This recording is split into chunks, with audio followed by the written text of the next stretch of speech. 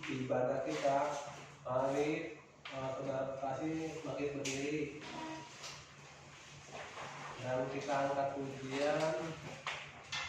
Aku tahu siapa? Elsada ya. Kita angkat pujian penyembahan kita Elsada ya.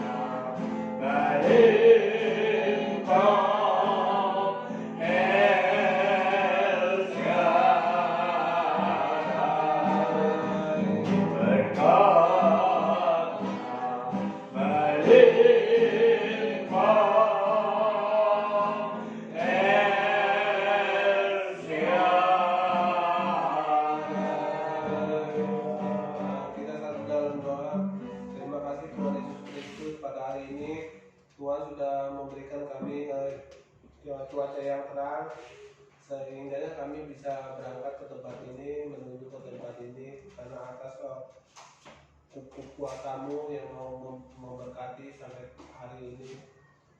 Terima kasih Tuhan, bagi yang belum berangkat ke tempat ini, Tuhan juga mau jamah, Tuhan mau memberkati langkah-langkahnya, semoga menjadi ringan.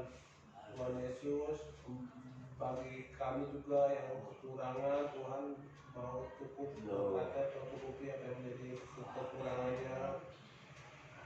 Bagi yang merasa sakit, Tuhan juga mau sembuhkan penyakitnya, Tuhan jamah, Tuhan mau tolong orang itu. Terima kasih Tuhan, sehingga kami juga membuka puji-pujian. Haleluya, amin. Doa untuk ya. Kita mau pujian lagi. Kita mau angkat pujian lagi, berdoa. Kalau orang benar berdoa.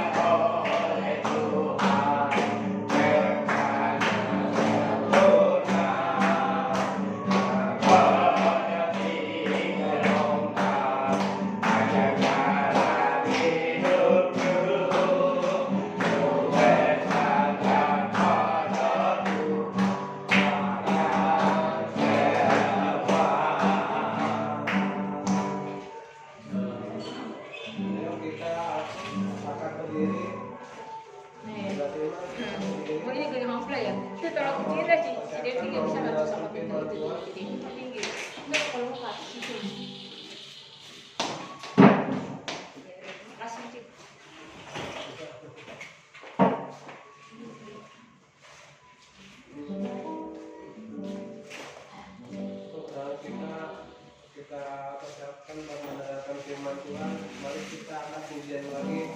Persiapkan hatiku Tuhan.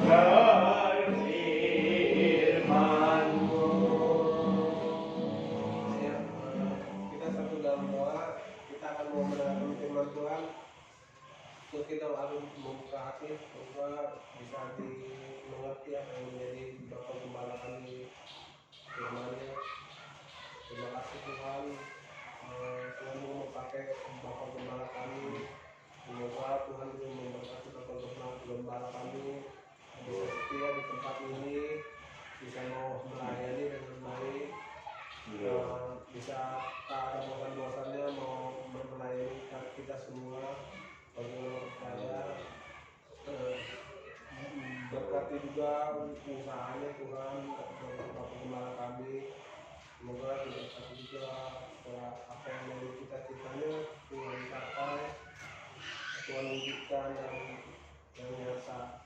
Terima kasih Tuhan. Haleluya, amin. Masyarakat pada Bapak Gembala kami.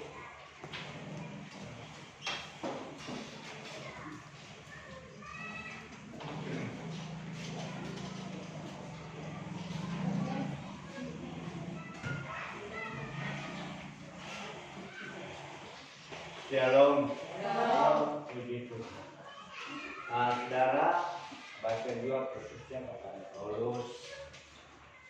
Coba tolong dalam hal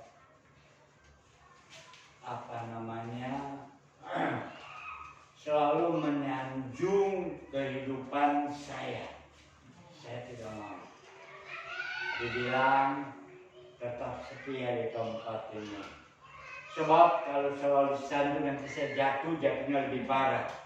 Meskipun kami mendengar pengakuan daripada salah seorang rektor daripada STT, kalau dia berkata, saya selalu pada Pak, kalau sampai saat ini masih bayar di kapuk. Saya bilang sudah cukup. Sebab kalau saya ada sampai saat ini, bukan kekuatan saya, tapi anugerah Allah. Amin. Jadi jangan terlalu menyanjung kalau saya diberikan kekuatan, kalau saya diberikan kemampuan. Tapi tetap dukung saya dalam doa supaya dalam setiap pelayanan saya boleh dimampukan. Amin.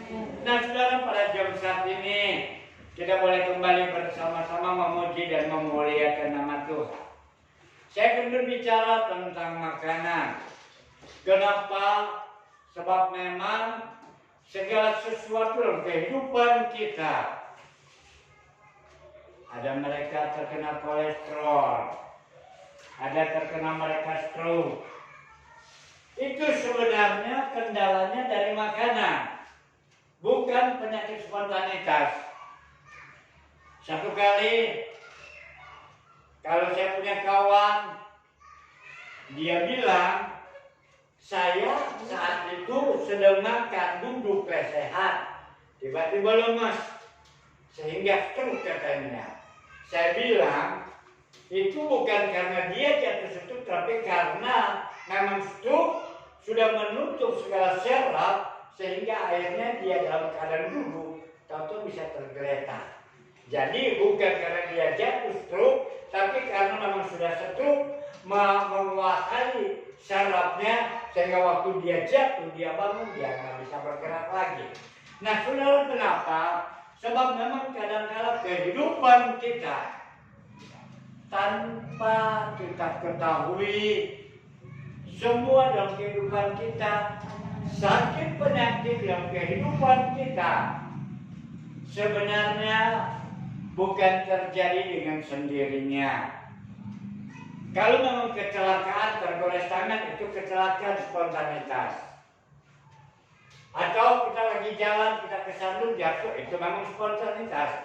Tetapi kolesterol, glukus, itu karena beban darah yang berat. Pada saat kolesterol terlalu tinggi, kental dia punya darah, maka jalan pompa daripada jantung begitu melemah, mau tidak mau dia akan menguras ginjal yang memproduksi darah supaya bisa diencerkan itu darah. Jadi jantung berdetak dengan keras, dan sehingga akhirnya terkena komplikasi yang namanya jantung, yang namanya ginjal. Itu karena dari darah. Dan apa itu dari darah? Dari darah adalah pola makan. Jadi jangan salahkan kalau banyak di antara kita kena penyakit ini dan itu karena pola makan. Saya senang namanya santan. Makan makanan santan saya senang, tetapi nggak harus selalu. Sehingga sampai pada detik ini, dalam usia hampir 70, saya tidak pernah pantang, baik itu namanya makanan kambing sekalipun. Sebab kita tahu jaga diri. Saat kita makan hari ini, nggak mungkin besok saya makan lagi. Demikian pola makan itu sebabnya saya ingat salah seorang pemimpin pernah berkata begini, berhentilah makan sebelum kenyang. Itu ada dalam buku mereka. sebagai seorang pemimpin. Berhentilah makan sebelum kenyang. Dan firman Tuhan berkata, Rasul Paulus berkata, aku tahu apa itu kekurangan, aku tahu apa itu kelebihan, tetapi atas semuanya aku belajar menguasai diri. Jadi kalau kita penuh dengan segala berkelebihan, banyak makanan, kita kuasai makanan kita, amin. Jangan mentang-mentang suka, makan suka nih, soto Betawi nih santan. Hari ini makan santan, besok makan santan. Jangan heran kalau nanti kolesterol dalam darah itu jadi tinggi. Kalau sudah kolesterol darah dia tinggi, maka beban jantung dia memompa begitu berat. Sebab apa? Sebab darahnya begitu kental. Dan kalau masih dia mampu, tapi kalau sudah tidak mampu, salah satu saraf mulai tertutup, maka terjadilah kelumpuhan itu yang namanya stroke. Jadi sebab itu mulai sekarang kita mau lihat jaga pola makan. Jaga makanan sehingga kita tidak menjadi binasa. Sebab apa? Sebab tanpa kita menjaga pola makan, maka itu berarti kita sudah mulai memberikan kontribusi di dalam kehidupan, di dalam darah kita, penyakit-penyakit yang begitu berkelebihan. Memang kita perlu kolesterol. Tanpa adanya kolesterol, kita nggak punya dapat mineral dalam tubuh kita. Kita perlu namanya gula glukus, sebab tanpa ada gula dalam darah, kita punya darah tidak akan menjadi cair pada saat kita terluka. Dia tidak akan bisa menyembuhkan sebab darahnya selalu cair. Dan dengan adanya glukus, maka dia sebentar dia bisa menjadi mengering, menutup setiap luka. Jadi ada, bukan nggak ada. Perlu kita memakan. Saat kita begitu lemah, tidak cukup minum teh manis, tapi harus selalu minum teh manis. Nah, itu fungsi daripada gula. Sebab apa? Sebab fungsi gula dalam darah juga diperlukan. Kalau tidak ada darah, kalau tidak ada gula dalam darah itu begitu lemah. Suatu mari sebagai anak-anak Tuhan, kita tahu bahwa Allah memberikan kita hikmat dan Dia tahu itu tentang kesehatan. Amin. Jadi Allah yang kita sembah bukan Allah yang mengajarkan tentang janji-janji dalam surga. Allah yang kita sembah ini Dia tahu, dan Yesus yang pernah berinkarnasi dari Allah, dari Raja di atas segala raja di surga, yang memerintah dunia, yang memerintah segala sisi dunia, yang memerintah surga. Dia datang lahir ke dalam dunia dan Dia tahu apa itu arti kesehatan. Jadi itu sebabnya Yesus juga mengajar dalam kehidupan kita. Dan kalau kita masih berbicara tentang kehidupan kita, sebagaimana dalam Roma pasal 14:17 berkata bahwa kerajaan Allah bukan terdiri pada makanan dan minuman, melainkan kebenaran, damai sejahtera dan sukacita oleh Roh Kudus. Jadi kalau kita ada makanan hari ini kita boleh bersyukur. Hari ini nggak ada makanan. Masih ada yang kemarin puji Tuhan. Amin. Masih perlu ucapan syukur. Tuhan tak pernah menuntut, dan namun Tuhan tak pernah jamin selalu penuh dengan segala berkat. Betul. Tetapi di atas semuanya Tuhan ingin menguji kehidupan kita. Jadi dalam hal ini mari kita belajar. Sebab itu dikatakan bahwa kerajaan Allah bukan daripada soal makanan dan minuman, melainkan soal kebenaran firman Tuhan. Bagaimana Dia menjamin kehidupan saudara dan saya. Amin. Dia selalu memperhatikan kehidupan kita. Dia selalu menjaga setiap langkah kehidupan kita. Dan itu sebabnya kebenaran, damai sejahtera dan sukacita oleh Roh Kudus itu yang Dia berikan dalam kehidupan kita. Suatu pada dosa kita masih belajar bahwa apakah soal makanan itu kita terbuka dalam Alkitab kita, didapat di dalam buku Roma pasal yang ke-14, buku Roma pasal yang ke-14 ayat yang ke-20. Sudah dapat? Kita akan membaca bersama-sama, kita bangkit berdiri. Roma pasal 14 ayat ke-20. 3, 2, 1. Janganlah engkau merusak pekerjaan Allah oleh karena makanan. Segala sesuatu adalah suci, tetapi celakalah orang jika oleh makanannya orang lain tersandung. Sekali lagi, janganlah engkau merusakkan pekerjaan Allah oleh karena makanan. Segala sesuatu adalah suci, tetapi celakalah orang jika oleh makanannya orang lain tersandung. Puji nama Tuhan. Saudara dan saya, kita masuk ke dalam rencana A. Kita masuk ke dalam rencana A. Rencana Allah. Apa itu rencana Allah? Untuk menyelamatkan saudara dan saya. Sebab itu dikatakan, jangan engkau merusak pekerjaan Allah. Udah sering kali saya ini kadang-kadang badan saya lemah. Wah, memang nggak boleh minum beralkohol. Lalu akhirnya saya minum 1 sloki. Sebab dalam firman Tuhan juga berkata, kalau badanmu lemah, Rasul Paulus pesan kepada Timotius pendeta muda, kalau badanmu lemah, minumlah anggur sedikit. Itu anggur yang sudah difermentasi, anggur yang sudah mengandung alkohol. Dan saya tahu itu. Lalu akhirnya saya belilah anggur obat 1 botol. Wah, bangga saya di luar. Saya terang botol di depan. Wah, enak. Sehingga orang luar tahu, wah, hebat itu. Dia bisa beli minum alkohol. Sebenarnya saya minum cuma 1 sloki. Nggak banyak. Supaya badan saya hangat. Supaya angin-angin bisa keluar. Tetapi yang menjadi persoalannya, sebab saya macam diri di depan, merusak pekerjaan Allah. Apa itu merusak pekerjaan Allah? Orang yang tadinya udah percaya sama Tuhan, orang yang tadinya udah begitu setia iring kepada Tuhan, orang yang sudah mau terima firman Tuhan, lalu akhirnya dia lihat, wah, kok Om itu minum alkohol. Katanya nggak boleh minum alkohol. Akhirnya orang ini yang tadi udah percaya, jadi mereka mengundurkan diri dengan percaya sama Tuhan.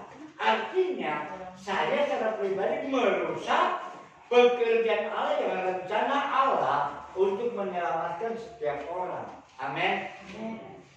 Paham nggak? Paham nggak nih? Paham nggak kira-kira? Kalau saya sampai taruh anggur di depan, akhirnya merusak pekerjaan Allah, itu merusak rencana Allah. Yang tadinya ada orang udah mau setia diri kepada Tuhan, yang udah mau menyerahkan kehidupannya. Karena lihat saya bawa minuman alkohol, meskipun saya minum sedikit. Tetapi itu mereka undur, mereka bilang, oh itu pendeta, katanya nggak boleh minum alkohol, kok dia minum alkohol? Jadi akhirnya yang tadinya mau diselamatkan jadi nggak diselamatkan. Dan demikian juga soal makanan. Jangan hanya karena makanan ini, lalu kita mulai dengan begitu congkak. Wah, ini bukan di sini, bukan di sini. No, jauh sana. Kenapa saya katakan jauh di sana? Jauh dari pedalaman sana ya mungkin karena dari pedalaman ya. Itu kalau makan, saudara tahu tuh namanya piring. Piringnya bukan piring 20 cm. Piring di sana 30 cm, hampir sebesar. Sudah besar begitu, sudah nasinya begitu banyak, muncul seperti gunung berapi. Bagaimana mereka yang baru pertama ke gereja? Mereka mulai berpikir, kok begitu? Mereka begitu serakah sehingga yang belakangan nggak kebagian makanannya, sehingga akhirnya mereka sudah jauh. Dan ini yang Tuhan tidak inginkan, tidak ada etika dan juga bukan saja tidak ada etika, tetapi makanan itu menjadi merusak, menjadi kebinasan dalam kehidupan. Sebab penyakit bersama. Siapa di sini yang senang namanya kacang jogo masak daging? Enggak suka. Wah, untung enggak suka. Kalau suka saya enggak kebagian. Saya paling suka itu. Ini namanya bubur kacang Esau ini. Kalau orang Manado namanya itu sop, nggak tahu saya lupa sop apa namanya karena pernah saya makan waktu di Klende, warung Manado, dan saya bilang coba minta sop apa, saya lupa sebutnya, dan dia kasih, dan ternyata memang daging dimasak kacangnya, kacang jogo. Lalu Esau dan Yakub adalah saudara kembar, anak daripada Ishak. Tetapi dua orang ini berbeda perangainya. Esau berjiwa kasar, kakaknya berjiwa kasar, dan dia sebagai seorang pemburu. Tapi Yakub jiwanya lembut dan dia lebih senang ada dalam rumah membantu ibunya Ribka. Tapi meskipun kadang-kadang dia juga suka angon itu kambing domba. Sekali peristiwa, maka Yakub ini mulai memasak kacang merah dengan daging. Waduh, aromanya asli, apalagi panas-panas sedang. So, kalau saya sebenarnya pakai cukyok dimasak, mantap. Aduh, mantap gitu. Nggak ada kolesterol kalau cukyok. Nggak ada kolesterol. Kalau cukyok kaki tidak terlalu banyak kolesterol. Gimana? Lalu akhirnya Esau pulang. Udah masak, sudah mulai matang, sudah mulai wangi aromanya. Esau habis berburu dia mulai wangi. Apa itu? Wah, ini pasti Yakub yang masak ini. Lalu dia mulai merayu Yakub. Yakub, bagi dong. Yakub dengan Esau adalah pembatas, tapi Esau lebih dulu waktu lahir, maka Yakub pegang kaki pada Esau. Kembar tapi hanya berselang sekian detik dan Yakub lebih muda. Yakub bilang enak aja. Ini harga yang mahal. Loh kok mahal? Ya sebab saya mesti potong kambing, saya mesti olah, saya mesti masak, sehingga nggak jadi diri sendirinya. Udah bagi dong semangkuk nih, capek nih kata Esau, kita habis berburu. Enak aja, tukar. Pikir-pikir Esau mau ditukar dengan apa ini? Kalau ditukar dengan panah, tempat dia berburu, alat untuk berburu, dan nanti dia nggak bisa berburu lagi. Lalu Esau mulai nawar, tukar apa? Ya tukar deh, jajah kata Yakub. Nggak sekarang tukarnya. Tukarnya nggak sekarang. Tukar hak kesulunganmu. Esau berpikir, hak kesulungan itu apa ya? Iya, aku adalah seorang pemburu. Hak kesulungan itu nggak perlu. Sebab kalau buruan itu mati, itu untung buat saya. Tapi kalau buruan itu menjadi terluka dan dia menyerang saya juga akan mati. Ya udah, tukar. Tukarlah makanan itu dengan semangkok bubur kacang merah. Asik dia. Sudah. Semua tidak ada tertera tidak tertulis di atas hitam dan putih. Tetapi ibunya Ribka mendengar perjanjian mereka.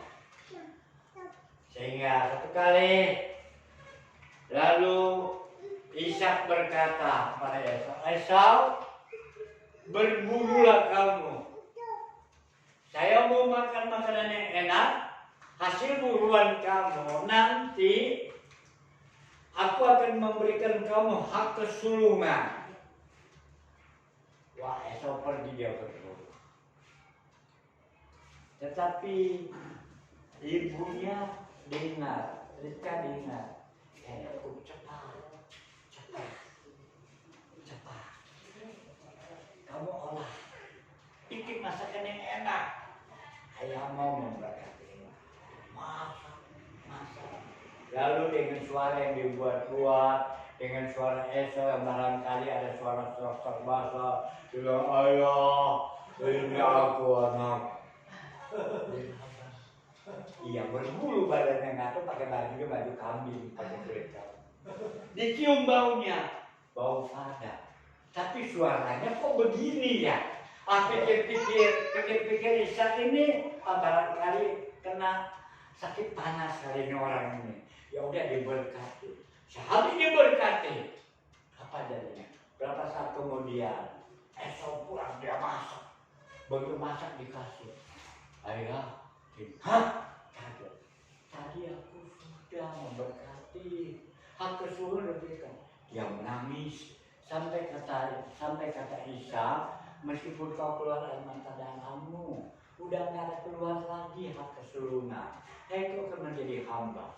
Itu sebabnya Yakub disebut penipu. Dan karena dia disebut penipu, hukum karma berlaku. Amin.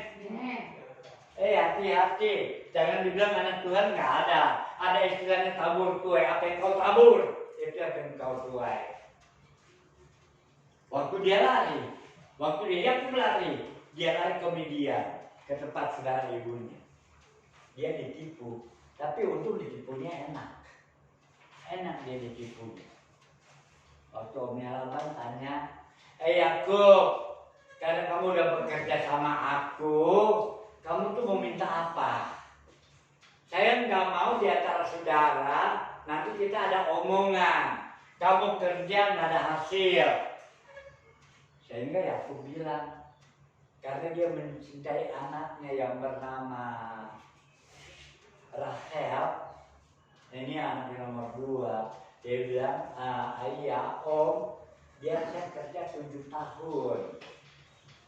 Supaya saya dapat menikah dengan anakmu yang bernama Rahel. Oh iya, silakan. Tapi begitu udah nikah, begitu di malam pertama dibuka kerudungnya, ternyata bukan Rahel, adalah Lea, kakaknya. Ditipu dia, tapi untuk tipunya enak dia. Sehingga akhirnya kata Laban dia nggak bisa. Kita kebiasaan di sini yang menikah harus yang tua dulu. Sehingga Yakub bilang kalau gitu saya kerja lagi deh sama si om. 7 tahun lagi deh nggak apa-apa. Supaya saya dapat si Rahel. Dia kerja lagi 7 tahun. 14 tahun dia dapat istri. Itu artinya nama Yakub penipu.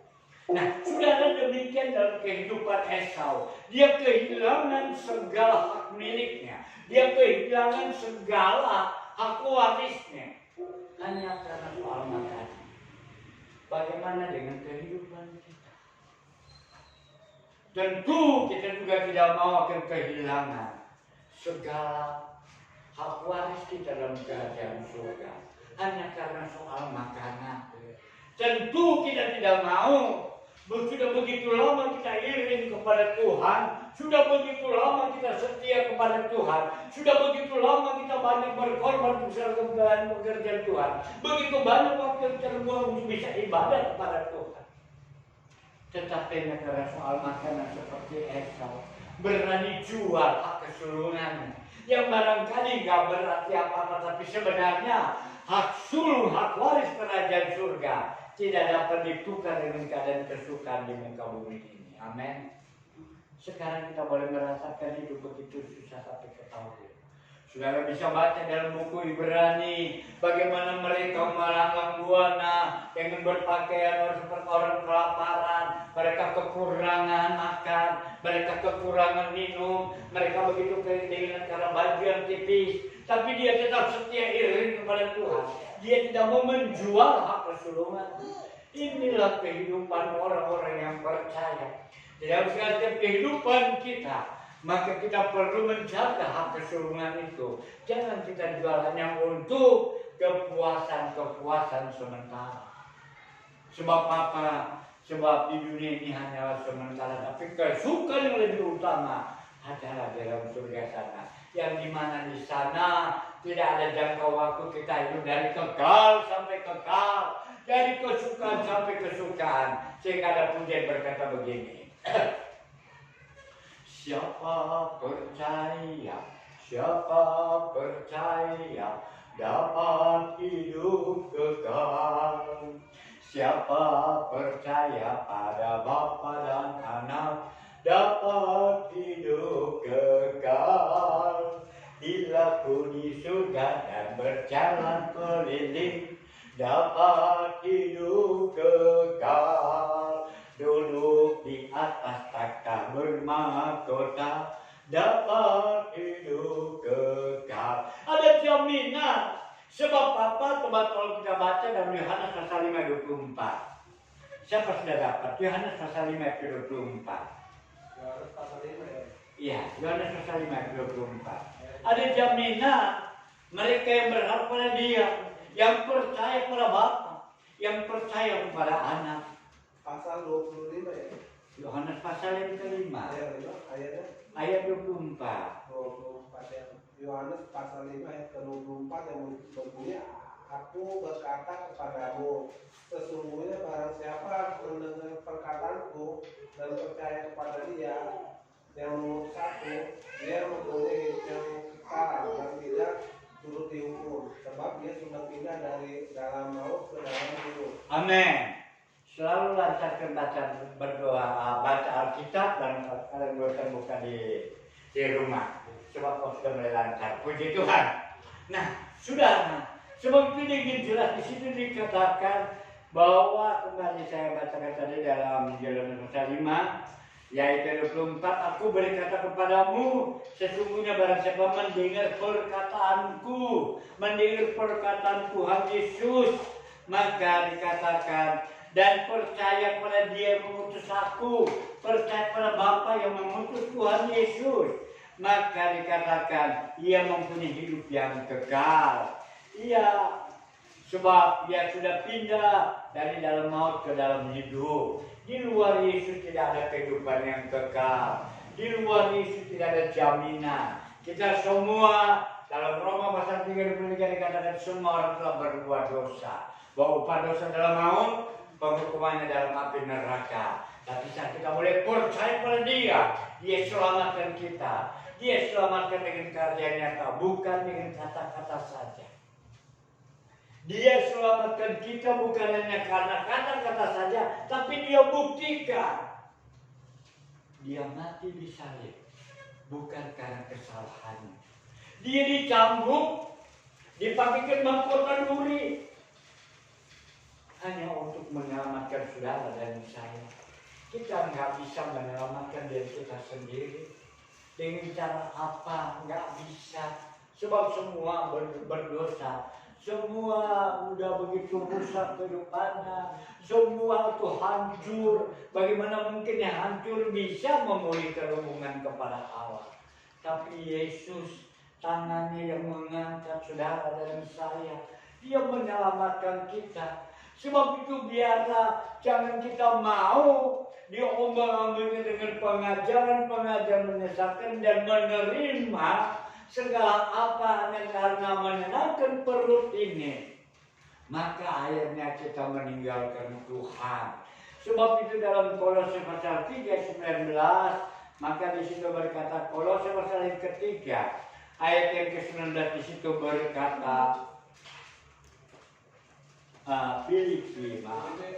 Filipi pasal yang ketiga ayat yang ke-19, di situ Paulus mengecam, dikatakan kesudahan mereka ialah kebinasaan, Tuhan mereka ialah perut mereka, kemuliaan mereka ialah aib mereka, dan pikiran mereka semata-mata tertuju pada perkara-perkara duniawi, hanya untuk menyenangkan perut, bertuhankan perut. Yang penting perut kenyang, nggak peduli imannya. Tapi kita yakin dan percaya, saudara dan saya, kita bukanlah Esau-Esau pada zaman akhir. Amin.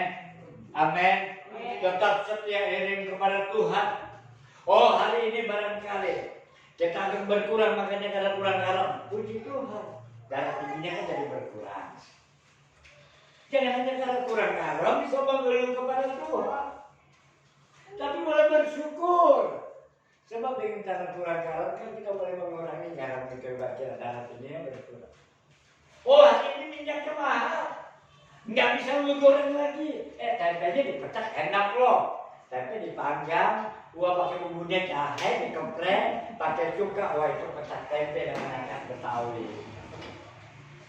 Ya, jadi juga saya kan ngerti, tukang masak, ya orang jabat memasak ayam kok dia. Jadi jangan kita mengeluarkan karena harga minyak Pak. Janganlah digoreng pendekatan orang besar. Ya orang besar bilang kan nggak semua digoreng kan bisa dikukus. Jangan suka nasi goreng komen. Nggak disuruh kan kalau nasi goreng suruh merebus. Yang maksudnya yang digoreng itu tempe kan bisa dipecah, bisa dibakar, bisa dikukus, dibikin bacem. Ubi juga nggak harus selalu digoreng kan, bisa direbus, dikolak. Jangan teman-teman nasi goreng kan perlu minyak, memang perlu. Bukannya itu maksudnya pembesar ini, bukan. Tapi kadang-kadang melenceng. Tapi biar kita orang-orang yang punya hikmah, amin. Saudara dan saya punya hikmah daripada Allah. Kalau segala sesuatu ya udah kita terima. Nggak harus selalu kan digoreng. Kita bisa masak pintar. Apa kalau masak ikan kita bisa bakar. Saya jauh-jauh dari Jakarta mau makan ikan bakar di sini nggak berani. Kenapa? Sebab Laut Jawa ini sudah tercemar dengan bahan merkuri. Jadi akhirnya kami jauh-jauh kami makan ikan bakar sampai ke Pangandaran. Sebab memang lautnya bersih di sana. Nggak digoreng, dibakar. Sebab apa? Sebab sebagai kehidupan kita tentu penuh punya menu variasi. Dan demikian juga soal makanan. Sehingga kehidupan ini punya kehidupan yang bisa terarah, penuh dengan segala ucapan syukur. Sebab Tuhan kita bukannya perut. Amin. Kalau bertuan perut kemana-mana pikirannya makan, kemana pikirannya makan. Coba saya bertanya. Manusia itu hidup untuk makan atau makan untuk hidup? Enggak lah, saya nggak goreng lah. Apapun jawabannya. Coba. Makan untuk hidup atau hidup untuk makan? Nah, subur. Dia lebih senior dia umurnya. Ayo. Hidup untuk makan atau makan untuk hidup? Hidup untuk makan. Oh gitu. Ada yang setuju kalau makan untuk hidup?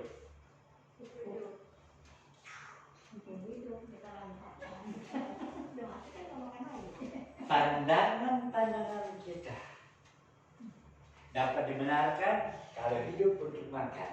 Sebab kita belum mengenal, kita belum paham. Tapi kalau makan untuk hidup itu sekedar. Tapi kalau hidup untuk makan, siapa yang pernah pelihara atau yang pernah melihat itu sapi kerbau. Dia kerbau makan, dia makan. Pokoknya apa dia makan ya. Sampai malam di saat yang punya kerbau ini udah bikinin taburan di situ. Udah supaya dia anak-anak tidur. Ini kerbau ini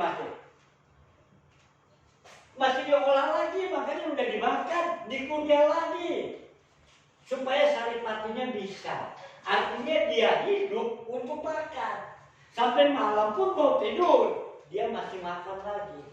Yang dia simpan dari dalam tenggorokannya dia keluarkan lagi, dia punya lagi. Tetapi manusia makan untuk hidup. Jadi kita bisa makan untuk menyambung kehidupan kita. Jadi nggak harus selalu hidup untuk makan. Jadi hanya sekedar sebab Tuhan berikan kita kebutuhan untuk tenaga, kita perlu makan, tetapi bukan utama makan itu.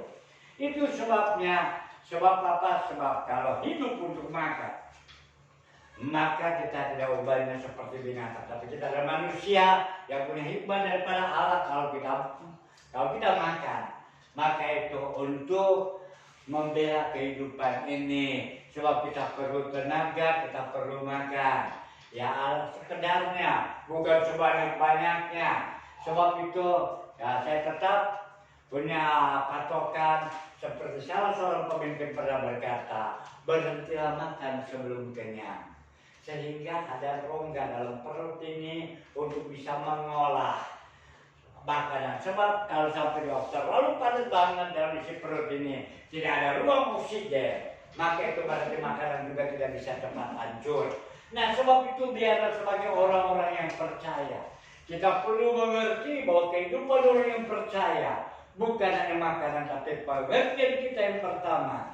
Kita boleh kenal kepada Tuhan pertama sebab jiwa kita diselamatkan. Dan kalau kita diselamatkan, kita mau pegang segala janji firman Allah. Amin.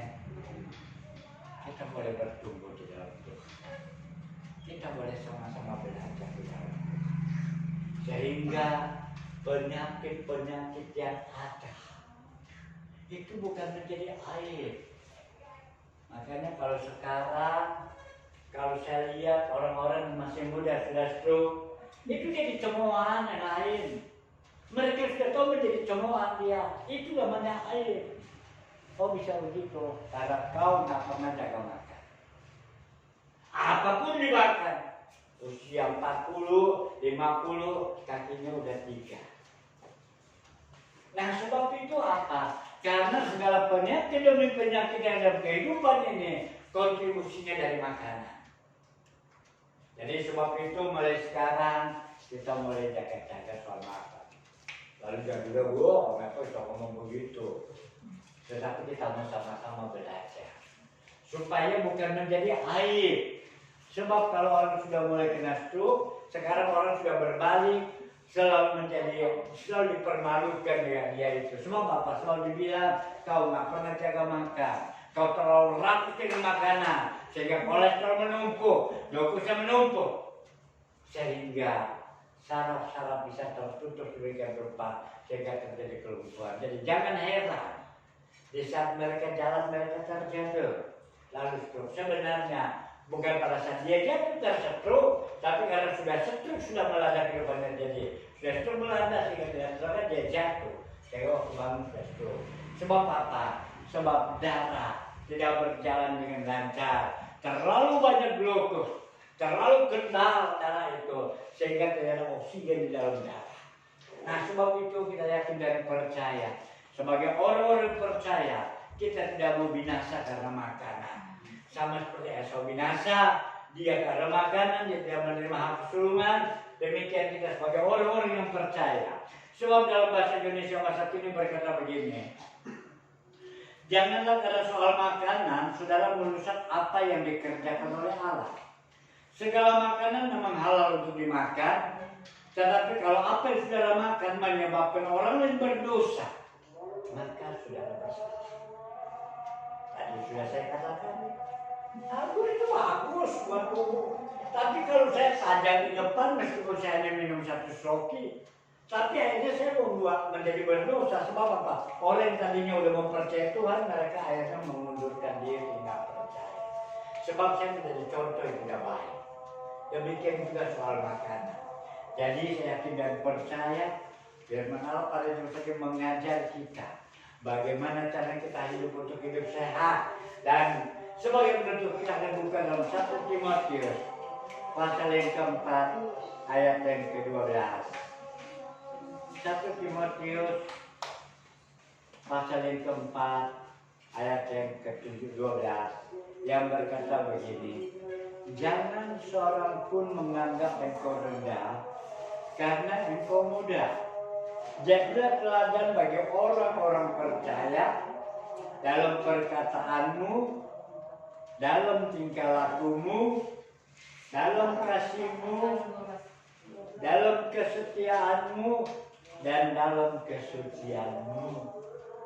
Jadi jangan seorang menganggap kita rendah, merendahkan kita karena kita masih muda. Sebab itu saat ini kita belajar bagaimana caranya kita hidup bermasyarakat. Bagaimana caranya kalau kita mau sehat, supaya kita bisa menjaga pola makan. Sehingga dunia 1 Timotius pasal 4 ayat 12, sehingga dunia tidak menuding kita adalah orang-orang yang serakah dalam makanan. Amin. Amin. Sekarang banyak tuh yang bukan pengajarannya, tapi mereka tahu harga dirinya. Banyak di antaranya mereka yang puasa Daniel. Siapa tahu puasa Daniel? Siapa tahu puasa Daniel? Apa itu puasa Daniel? Daniel tidak memakan barang bernyawa. Dia berpuasa Daniel. Hanya makan sayur-sayuran. Itu juga untuk menjaga kesehatan. Ciacai. Jadi menjaga pola makan sehingga menjadi sehat. Demikianlah sehingga kalau tadi dikatakan, jangan seorang pun menganggap engkau rendah dan engkau muda. Jadilah teladan bagi orang-orang percaya dalam perkataanmu, dalam tingkah lakumu, dalam kasihmu, dalam kesetiaanmu, dan dalam kesucianmu. Wah, luar biasa sebagai orang-orang yang percaya. Oh, suatu jemaah yang mereka melibatkan, kita nggak perlu dengan segala piagam-piagam dari manusia. Kita juga nggak perlu piagam dari Allah. Tapi saat kita boleh melakukan itu semua untuk menjaga kesehatan kita, itu berarti ada kontribusi kesehatan kehidupan kita, sehingga menjadi teladan bagi orang banyak. Dan mereka melihat tingkah langkah kehidupan kita. Kalau bisa saya berikan bahasa dalam bahasa Wikipedia, katakan jangan seorang pun merendahkan engkau meskipun engkau muda. Ya, banyak orang direndahkan karena serakah dengan makan, karena begini begitu. Tapi kita adalah orang-orang yang percaya. Kita tahu bahwa makan hanyalah sekedar, tetapi yang pasti janji Allah adalah kehidupan kita. Amin. Saya yakin dan percaya dengan cara demikian kehidupan kita boleh menjadi berarti. Hidup ini adalah kesempatan. Hidup ini untuk melayani Tuhan. Jangan sia-siakan waktu yang Tuhan beri.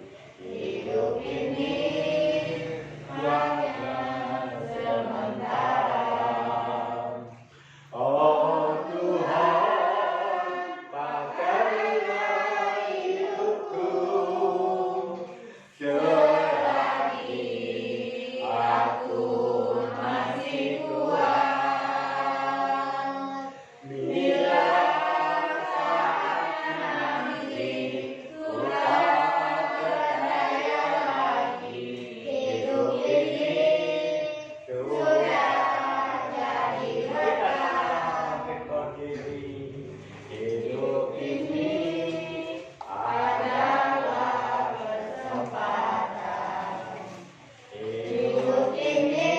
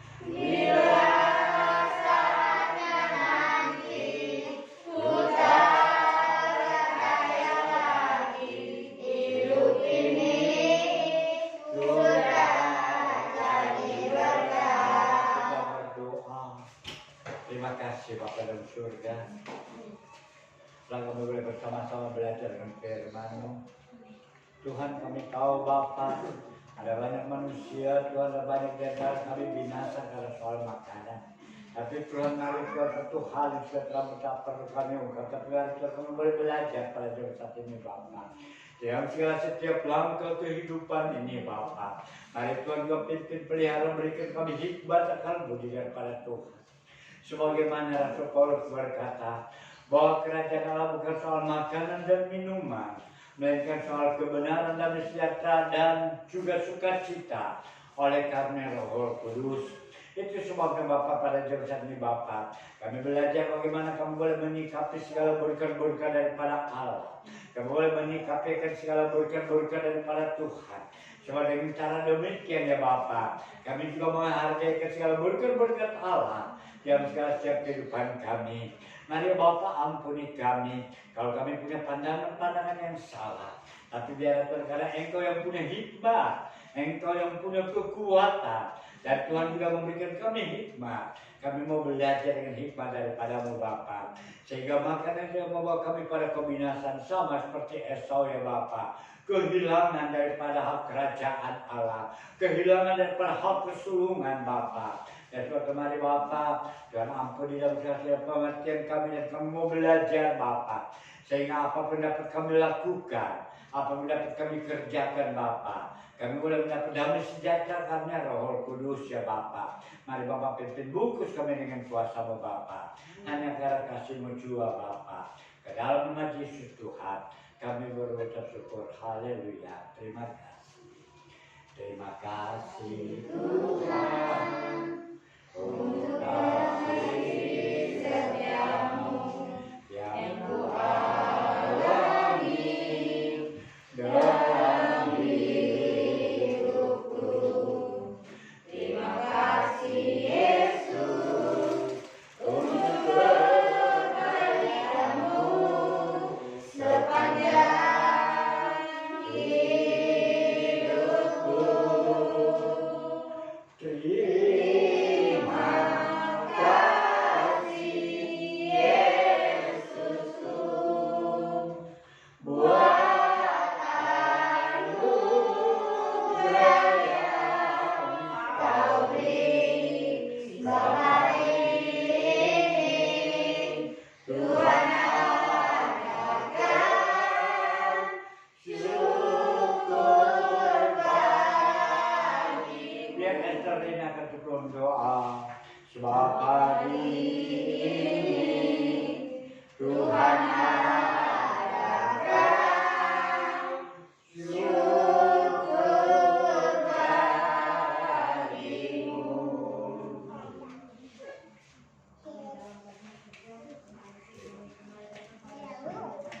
Terima kasih Bapa buat kasih-Mu yang besar, kerja Engkau juga karena daripada-Mu lah Tuhan apa yang kami punya sampai saat ini. Nah, kami bersyukur ya Bapa, Kau Allah selalu memperhatikan akan kehidupan kami Bapa. Juga pada jam saat ini Bapa, karena kami yakin Tuhan bahwa Engkau selalu ada dan Kau Allah juga akan menjaga kami Bapa. Kami juga yang setia pada Engkau Tuhan. Juga pada kehidupan kami pada jam saat ini Tuhan Yesus, mungkin ada di antara kami dalam keadaan lemah ya Bapa, mari berikan kami kekuatan dan untuk Tuhan. Seperti dengan firman-Mu yang telah kami dengar ya Bapa.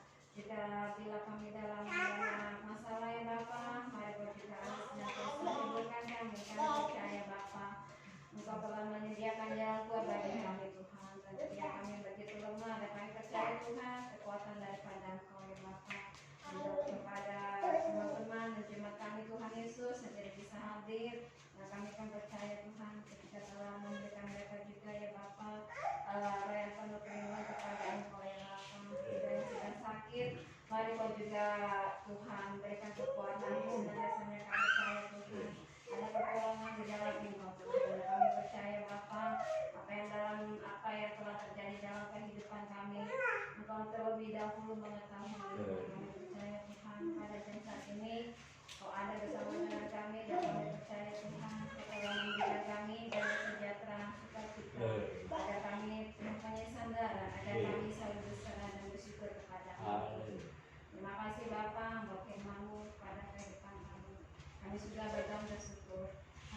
kasih Bapak, dan mari Bapak kalau sudah meninggalkan berikan sertai seluruh anak-anakmu Bapak. Mari Tuhan berkati bagi anakmu bersekolah, berikan hikmat aku bebas Tuhan, cukupkan segala biaya pendidikannya, yang bekerja Tuhan juga berikan sekolah bekerjanya, yang berdagang berkat terus segala usaha dagangan. Terlebih Bapak yang belum mendapat pekerja, Tuhan juga buka jalan Bapak. Baik mereka bekerja di kantor Tuhan, baik kantor pemerintah, kantor swasta.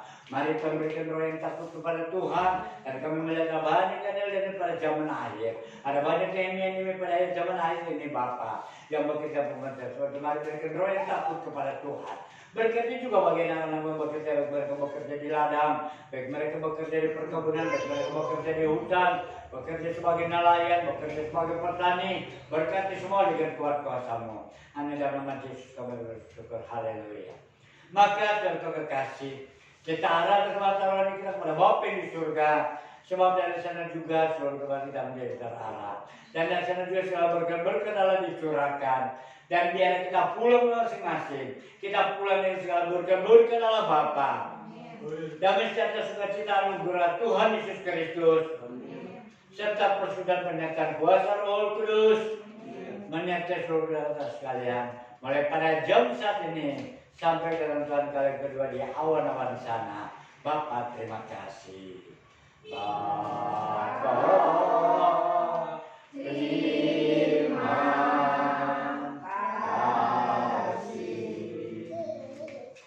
Bapa terima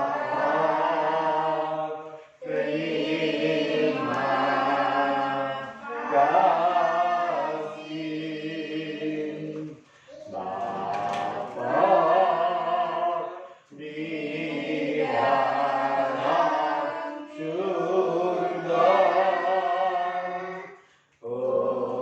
puji terima kasih.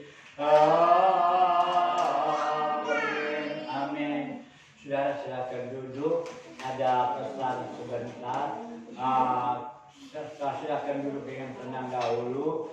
Kami ada dapat kiriman, dan memang kirimannya terbatas, dan mungkin saat ini kami wakili dulu secara simbolik yang diberikan oleh tante kepada dari Eslerina, pemberi sembako, dan selanjutnya nanti kami serahkan kepada Eslerina. Silakan satu dulu kepada terima dulu. Ya,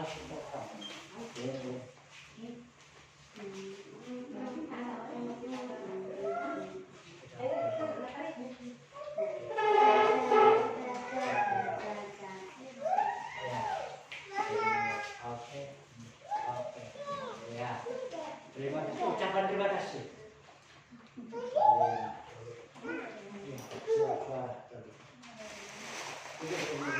Secara simbolis dulu. Kami tahu pada Saya mengucapkan terima kasih buat kesempatan ini, buat para donatur yang pada saat ini sudah berkorban untuk jemaat di Kediri. Terima kasih. Terima kasih.